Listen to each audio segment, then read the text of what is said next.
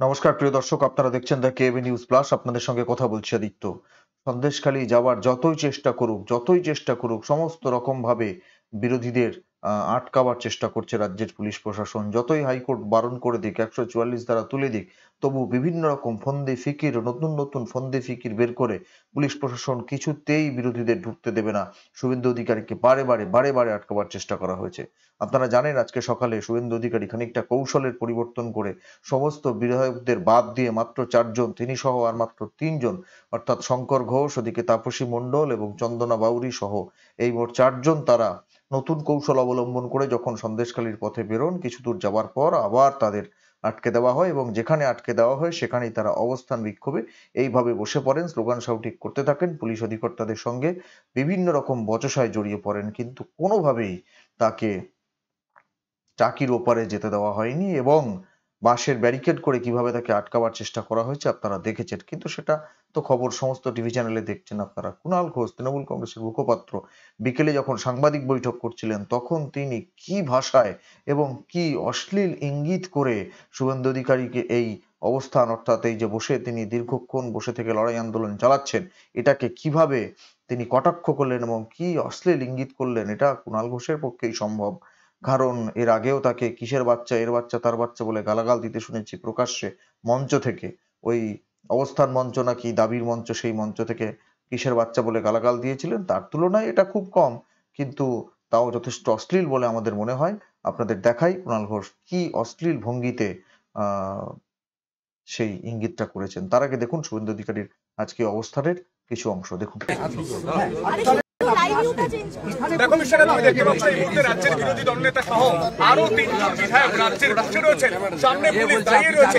এই পায়ের ছবি দেখানোর চেষ্টা করবো। ইতিমধ্যে পায়ের জল দিয়েছে রাজ্যের বিরোধীদের 4 জন আছেন, কারণ পুলিশ এই পায়ের উপর ছড়িয়ে দেয়, অর্থাৎ পা দিয়ে মারিয়ে দেয়। এমনটা কিন্তু বর্তমানে পালি ফালি অনেক সেবা করছে। পরবর্তী পদক্ষেপ কন্টিনিউয়াসলি आप लोग प्रॉब्लम क्रिएट कर रहे हो। Thank you. আমি একদম ক্রিকেট খেলতে নেমেছেন, হেলমেট পরে কিভাবে গার্ড করছেন, কিভাবে আটকাবার চেষ্টা করছেন। আচ্ছা দেখুন, যাক কুণাল ঘোষের বক্তব্য শুনুন, ভালো লাগবে, শুনুন।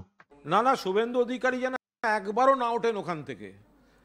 শুভেন্দু অধিকারী যে রাস্তায় বসে আছেন, শুভেন্দু অধিকারীর সমস্যা হচ্ছে ওনার তো কম্পিটিশন সুকান্ত মজুমদারের সঙ্গে। উনি তো এই যে গোটা লোক দেখানো নাটক, উনি জানেন মিথ্যা অভিযোগের উপর দাঁড়িয়ে উনি নাটক করছেন। ওনার তো প্রতিদ্বন্দ্বী হচ্ছে সুকান্ত মজুমদার। কাল সুকান্ত মজুমদার একটু প্রচারে ছিলেন, তাই তাকে টপকাতে গেছেন আজকে শুভেন্দু অধিকারী। সুকান্ত মজুমদার একটা গাড়ির উপর উঠে দাঁড়িয়ে পড়েছিলেন। শুভেন্দু দাবি করছে ওখানে ডবল ডেকার বাস নিয়ে যেতে হবে, ও দোতলা বাসে উঠবে, কারণ সুকান্ত একটা গাড়িতে উঠেছে। ও বলছে আমি দোতলা বাসে উঠবো, তো ওই রুটের দোতলা বাস নেই, রাস্তায় বসে পড়েছে।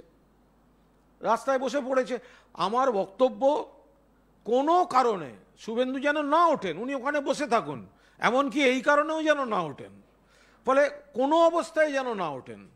ওনার যদি বসার ইচ্ছা হয়ে থাকে, ওনার শরীরে প্রাকৃতিক যা ঘটনা ঘটুক, ওঠা চলবে না। কিন্তু শুভেন্দুর যদি দম থাকে তাহলে ওই রাস্তাতে বসে থাকুক, শুভেন্দুর যদি সাহস থাকে ওই রাস্তাতে বসে থাকুক, কোনো কারণে যেন ওখান থেকে না ওঠে। পুলিশ আটকালেন। ইঙ্গিতটা দেখলেন তো? বললাম না কুণাল ঘোষের পক্ষেই শোভা পায়, কুণাল ঘোষকেই মানায়, যে প্রকৃতির মানুষ। কি বলবেন আপনারা? আপনাদের মূল্যবান মতামত কমেন্ট বক্সে কমেন্ট করে জানাবেন।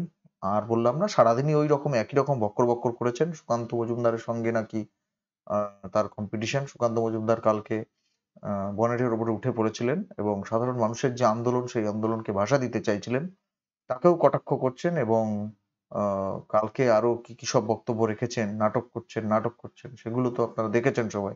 কিন্তু এই ধরনের অশালীন ইঙ্গিত করা কুণাল ঘোষের পক্ষেই উপযুক্ত, তাকেই মানায়। ধন্যবাদ।